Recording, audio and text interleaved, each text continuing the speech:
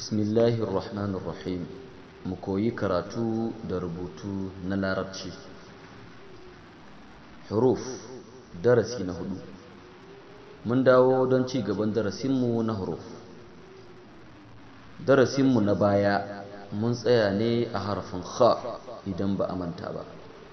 Yau kuma da yardar Allah za mu ci gaba. Yau kuma harufa 4 za mu yi. Ga su kamar haka.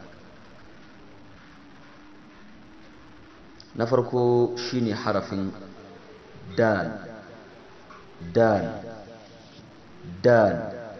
Sannan yana da kyau ku kalli yanayin da ake rubuta shi.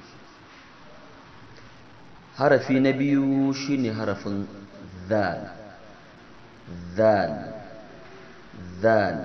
Wannan harafi ne mai matuƙar muhimmanci da zamu lura wajen a kula wajen faɗin wannan harafin na zal, zal. Harshenka ya hau kan haƙorinka na ƙasa da na sama sai ka haɗa zal. Harafi na uku shine harafin ra, ra, ra. Shi ma a lura da yadda ake rubuta shi. Harafi na 4 shine harafin zai, zai, zai. Shi ma a lura da yadda ake furta shi da kuma yadda ake rubuta shi. Haruffa masu kama da juna wajen furci. Akwai haruffan da suke kama da juna wajen furtawa. Yana da matuƙar muhimmanci a ce mun iya bambanta su. Daga ciki a haruffan da muka yau akwai zal da kuma zai.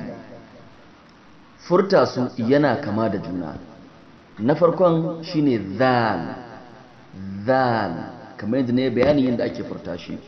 Na biyun kuma zai, zai. Bari in mana kamar yadda muke faɗinsa a Hausa. Zalun da kuma zayun, zalun da kuma zayun.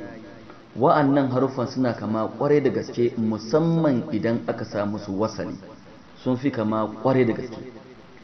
Lokacin da mutum zai ce a zal, to yana da kyau ya iya bambanta shi da harafin zai, zai da kuma zal. Don haka yana da matuƙar muhimmanci a ce mun bambanta haruffan nan yadda ake furta su. Allah ya samu dace.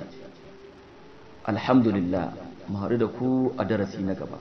Mai gabatarwa Muhammad Idris Kumbash.